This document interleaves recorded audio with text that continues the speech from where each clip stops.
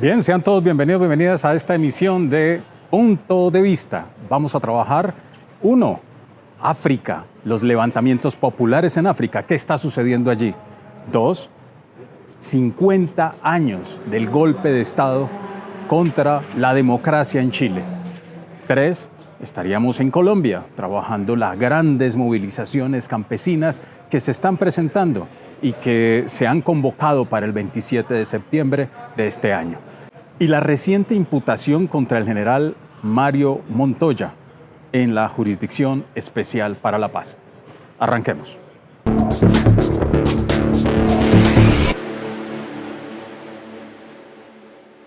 El mundo registra con asombro los levantamientos populares en África. Golpes militares junto con levantamientos populares, reclamando autonomía. Este fenómeno se viene presentando y reclaman de Occidente un trato justo, digno e en igualdad de condiciones. Un golpe militar en Gabón es el último y más reciente registro que tenemos de levantamientos populares y militares en países de África. Una secuencia en aquellos países con gran capacidad de producción de minerales y con una carga y una riqueza especial. Europa es la que se ve beneficiada de estos recursos que compra a bajo costo. Los países africanos vienen levantándose, exigiéndole a Occidente que cambie las condiciones de relacionamiento, que mejore sus formas y respete las formas de autonomía de los países. Esto es lo que viene ocurriendo en África. África se opone a esa economía extractiva y de extracción de todo tipo de riquezas que no repercute en el beneficio social de su pueblo, de su gente, de su población, que no repercute en mayor desarrollo para sus pueblos.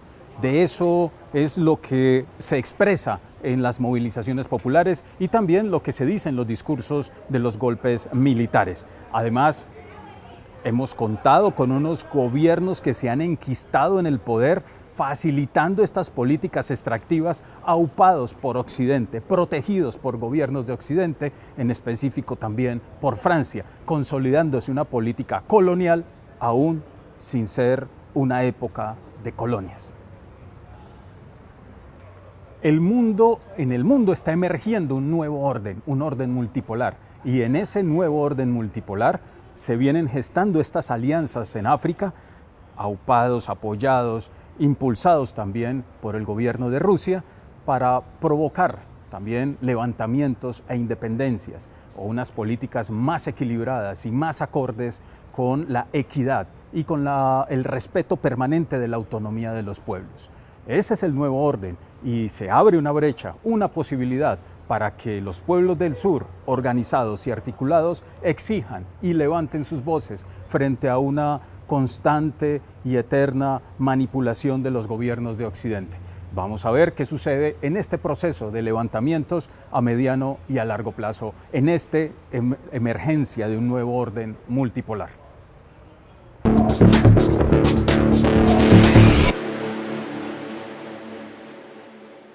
El médico cirujano Salvador Allende, el 3 de noviembre de 1970, asumía la presidencia después de lograrlas en unas elecciones justas, democráticas, amplias y transparentes. Pero recordar que fue candidato en 4 oportunidades anteriores y es el 11 de septiembre de 1973, ya cursado una parte de su gobierno, que una cruenta dictadura, un golpe de Estado, abre la puerta a la dictadura en Chile y pone como líder a Augusto Pinochet, una dictadura militar que vulnera derechos, transforma la sociedad y sobre todo, como fuente principal de su razón de ser, abre la puerta al neoliberalismo.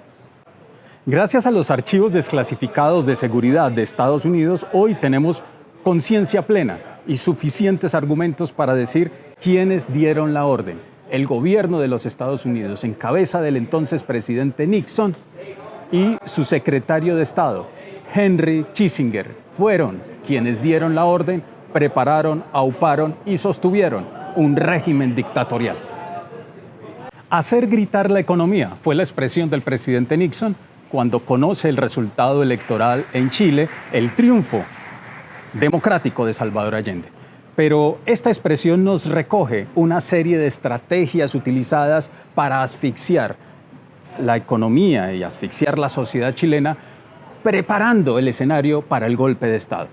Lo podemos resumir, una estrategia de asfixia económica, una estrategia de medios de comunicación a través de mentiras, engaños, difamaciones para generar zozobra en medio de la población y una articulación con la bancada en el Congreso de oposición para detener todos los procesos de reformas a favor del pueblo que estaba promoviendo en su momento Salvador Allende. Y también una estrategia cultural para promover a través de los sistemas educativos, de las universidades, sobre todo privadas, un ambiente propicio para que se diera finalmente el golpe de Estado. Pero, ¿qué dicen los expertos? Escuchemos a Robinson Silva Hidalgo. Él es historiador de la Universidad Austral de Chile. ¿Qué legado deja hoy, qué pervive hoy de la dictadura de 1973 en Chile? La dictadura chilena, junto con la oposición centrista a la dictadura, que es esta democracia cristiana y sectores socialdemócratas, podríamos decir, de los años 80 y 90, pactaron una cuestión fundamental para la dictadura, o dos, podríamos decir. Por una parte, la preservación de la institucionalidad política que creó Pinochet, básicamente la Constitución del 80, pero es más que solo la Constitución del 80. Es un nuevo código laboral, es un nuevo sistema de pensiones, digamos, de seguridad social. Bueno, pensiones, no seguridad social. Y a partir de allí también un modelo económico, que es lo que llamamos hoy día neoliberalismo, que fue iniciado a fines de los 70, en los 80. Aquí se habla siempre de Chile, el laboratorio del neoliberalismo.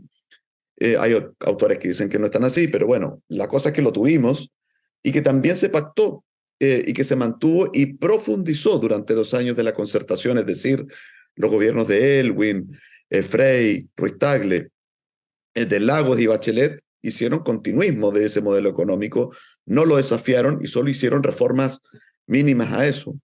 Entonces, la gran herencia de la dictadura son nuestras relaciones sociales de producción, es nuestro modelo económico, es la manera en que nosotros entendemos la manera de vivir en Chile, ¿no? Donde todo está privatizado, donde todo se monetariza, donde el Estado tiene un rol absolutamente subsidiario, menor, y bueno, eso ha despertado también grandes malestares en la sociedad chilena.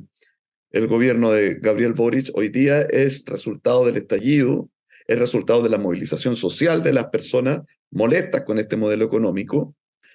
Pero bueno, el pactismo es tan importante, es tan fuerte en Chile, que atraviesa de derecha a izquierda. Entonces, cambiar las maneras de operar dentro del Estado, de operar de la economía, no ha tenido ningún tipo de cambio. El gobierno de Boric ha continuado con la misma modalidad. Robinson, pero en últimas, ¿quién ganó con la dictadura? Mira, básicamente el gran ganador del proceso dictatorial es el empresariado. Podríamos decir que en Chile, o hay muchos que afirmamos que en Chile se produjo una refundación del capitalismo, con nuevas formas de operar, en este caso con un ultraliberalismo, neoliberalismo, que dio mucho más poder todavía al empresariado. ¿Cómo fue? A través del despojo del Estado chileno, del desmantelamiento del Estado chileno, que durante un siglo había acumulado una fuerza importante, había industrializado el país, había desarrollado funciones públicas y económicas muy importantes, la nacionalización del cobre, que también se la debemos a Allende, la reforma agraria, una serie de cuestiones, y el empresariado se alía con la dictadura para privatizar toda esa gran patrimonio del Estado, y se hace con las fuerzas productivas del país, de toda la nación. Entonces, el gran ganador es este. El empresariado, por supuesto, que va a estar al lado de quienes protejan con mayor fuerza el modelo económico que les ha dado grandes beneficios.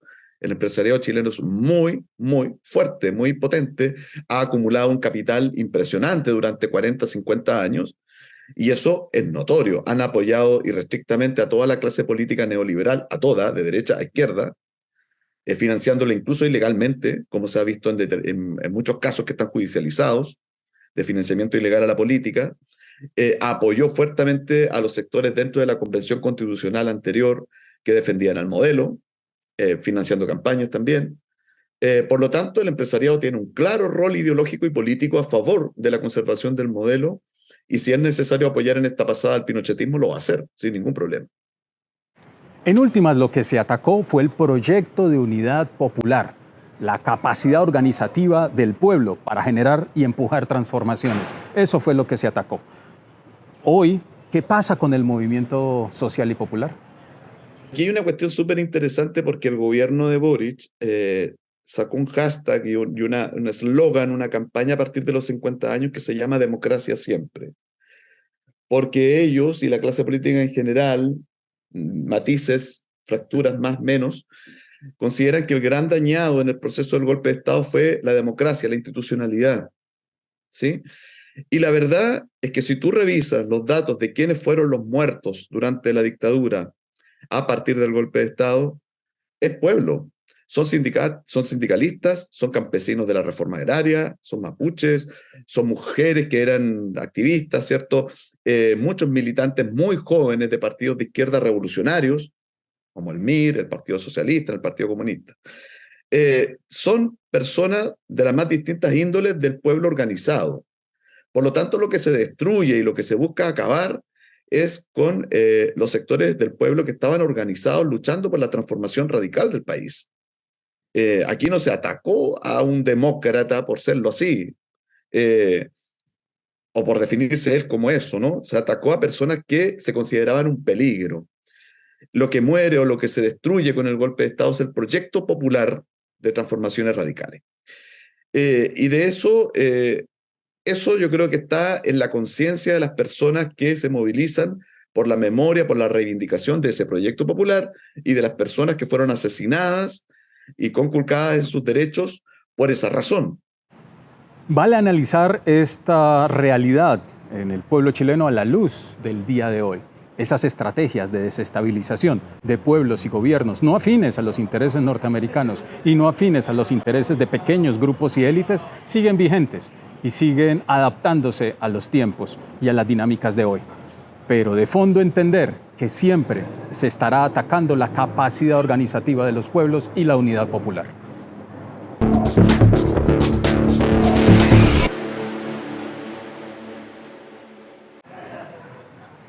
Participación efectiva de la sociedad y la reforma agraria, dos de las centrales razones que han motivado permanentemente el conflicto en Colombia.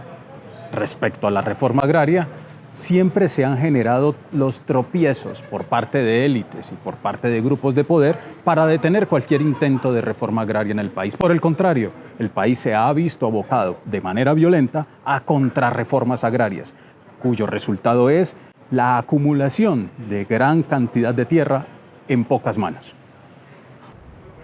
De hecho, el punto 1 del acuerdo firmado entre las FARC y el gobierno de Colombia hace alusión a la reforma rural integral, un impulso a una reforma agraria en Colombia.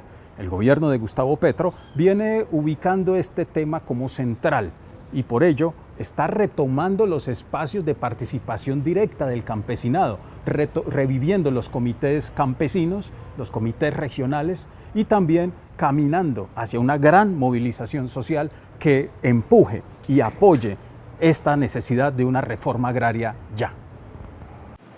Gracias a las luchas del movimiento campesino y de la sociedad que apoya el movimiento campesino de manera real, pues se han logrado avances significativos, como que se reconozca al campesinado en la Constitución de Colombia como sujeto de derechos, como que también tenemos una jurisdicción agraria, fruto del acuerdo de paz entre las FARC y el gobierno. Ahora sigue su reglamentación para que ella empiece a funcionar. Otras estrategias que se han implementado, como retomar la cumbre agraria campesina étnica y popular. Instrumentos que van sumando en esta necesaria reforma agraria. Ahora es prudente que la sociedad rodee este escenario del movimiento del campesinado en Colombia para impulsar y evitar que retrocedan los avances en esta necesaria reforma, en esta necesaria redistribución justa de la tierra para el progreso y el desarrollo de los pueblos. La Jurisdicción Especial para la Paz, JEP, imputó cargos por crímenes de guerra y crímenes de lesa humanidad contra el general en retiro Mario Montoya y 8 militares por 130 falsos positivos o ejecuciones extrajudiciales en el oriente antioqueño. Se trataría de una emboscada a una camioneta que iba conducida por un paramilitar que tenía el alias de Parmenio. Aparentemente Parmenio le ofrece o acepta llevar a unos civiles, entre ellas estas 2 niñas que eran estudiantes del Liceo San Rafael, a otra vereda, y entonces la unidad militar había planeado hacerle una emboscada a esa camioneta y los civiles quedan muertos allí en la emboscada. Aún nos queda mucha verdad por develar. En el marco de la campaña liderada por la Corporación Jurídica Libertad, las víctimas están en el centro, se da cuenta de que esta imputación aún no refleja las graves violaciones a los derechos humanos e infracciones al derecho internacional humanitario por parte del general Montoya. Entonces, señor general, ¿usted conducía las operaciones y presentaba los resultados operacionales de acuerdo con su imaginario? No, señora magistrada. Es de resaltar en el comunicado de la JEP la referencia que hace al Plan Colombia y el Plan Patriota. La intervención de Estados Unidos a través de estos 2 planes, al referirse que la estrategia militar definió áreas de especial intervención por su prioridad económica. Una de ellas era el oriente antioqueño. Aún nos queda verdad por develar: el papel de Estados Unidos, el papel de la reconfiguración de los territorios para el mercado global y, por supuesto, seguir indagando sobre el papel de los altos cargos militares y políticos. Bien, hemos concluido. Nos estaremos encontrando en una próxima emisión para seguir profundizando sobre nuestros puntos de vista.